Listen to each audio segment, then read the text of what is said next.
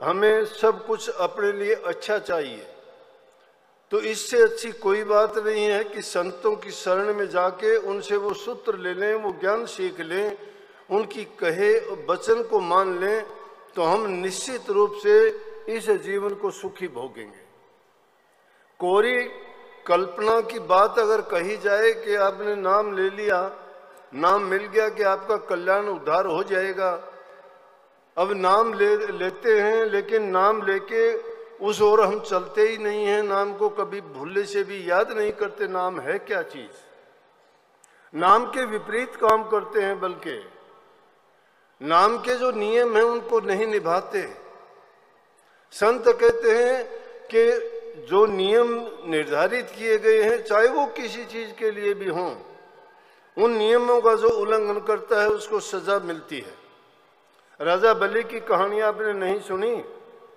शुक्राचार्य उनके गुरु थे और उन्होंने 100 यज्ञ कर लिए थे। 101वां यज्ञ पूरा अगर कर लेता तो कहते हैं कि इंद्र का राज, स्वर्ग का राज उसको मिल जाता। लेकिन जब इंद्र को ये भनक पड़ी कि राजा बलि मृत्यु मंडल में 100 यज्ञ पूरे कर चुके हैं, विष्णु भगवान के सामने जाके गिड़गिड़ाने लगा कि ये तो गलत हो जाएगा, वो तो मेरा राज छीन लेगा। विष्णु भगवान जब जब ऐसी हालत हुई है तो वो अवतार रूप धर के आए, कभी कच्छ के रूप में, कभी मत्स्य के रूप में, कभी बराह के रूप में, कभी नरसिंह भगवान के रूप में, कभी राम और कृष्ण के रूप में, तो उनकी मदद करने के लिए कभी बावन भगवान के रूप में, इंद्र की मदद करने के लिए 52 रूप धर के पधारे। यज्ञशाला में बैठे हुए राजा बलि, यज्ञ शुरू होने ही वाला था कि जब द्वार पे खड़े हो गए और जाके अलख जगाई, राजा बलि ने देखा कि ब्राह्मण अब कैसे आए। कहने लगे जी आपसे दक्षिणा लेने, कि अब तो मैं यज्ञशाला में, बोले आपकी मर्जी है। जब यज्ञ करते हुए, कोई पवित्र काम करते हुए अगर कोई लेने के लिए, मांगने के लिए आता है, जो धार्मिक ख्यालात का आदमी है उसको ख्याल करना चाहिए कि अगर वो इनकार कर देता है तो उसका यज्ञ, उसकी पूजा, उसका पाठ वो करने से पहले ही वो तो छिन्न भिन्न हो चुका है, उसके बदले में उसको कुछ नहीं मिलना। उसने 52 रूप धर लिया, छोटे से रूप, ब्राह्मण का रूप देख के कहने लगे ब्राह्मण रूप है, क्या मांगेगा, कुछ जो मांगेगा दे देंगे, राज का धनी हूं, राजा हूं।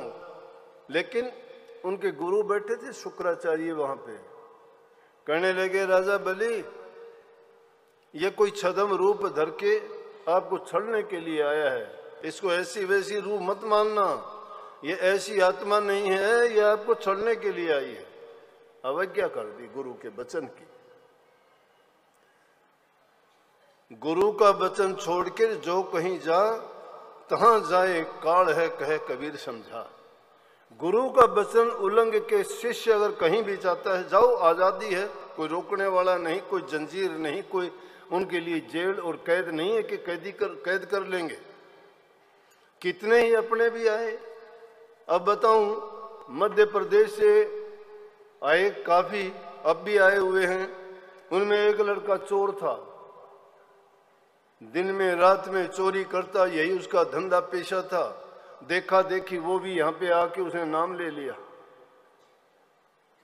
नाम लेने के बाद में शब्द भी गाने लग गया। जब भी कोई पूछता, खड़ा होके कहता बड़ी महिमा गाता, हम भी खुश होते, वाह भाई अच्छा जीवन सुधर गया एक पापी आदमी का, जो ऐसे ऐसे बुरे कर्म करता था, बहुत अच्छा हो गया, इसको देख के और भी सुधरेंगे।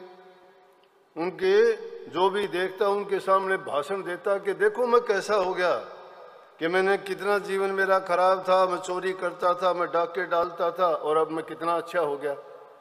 लोग भी देख के उसको बड़े प्रभावित होते थे। हम भी सोचते थे चलो भाई बहुत अच्छा। अब कल उसका ये रिश्तेदार आया, मैं बोला अरे वो भगवान नहीं आया भाई, उसका नाम भगवान था, देखो नाम भी भगवान उसका। मैं बोला अरे भगवान नहीं आया। बोला जी वो तो बैरंग हो गया। मैं बैरंग कैसे? बोला शराब शुरूब लग गया पीने, फिर उसी तरह से। बोलो। तो ये कहिए, टिकना बड़ा मुश्किल है।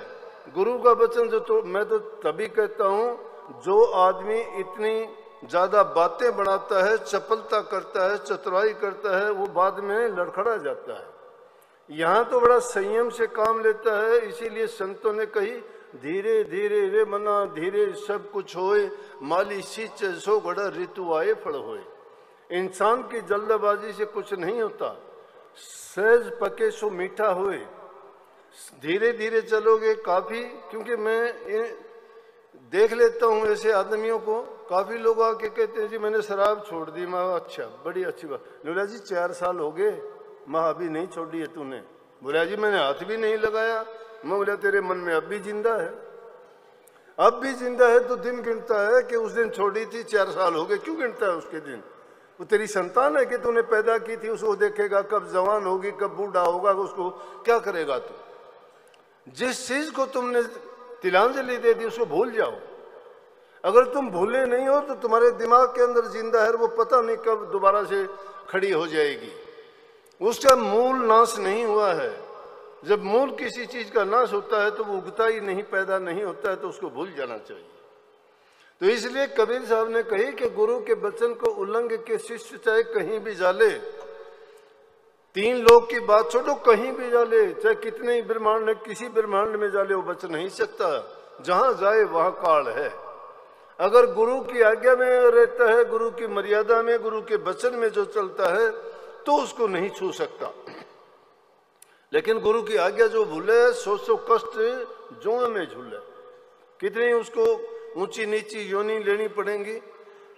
तो क्या हुआ कि राजा बलि को कहने लगे उसका गुरु शुक्राचार्य कि आप गलत करते हो।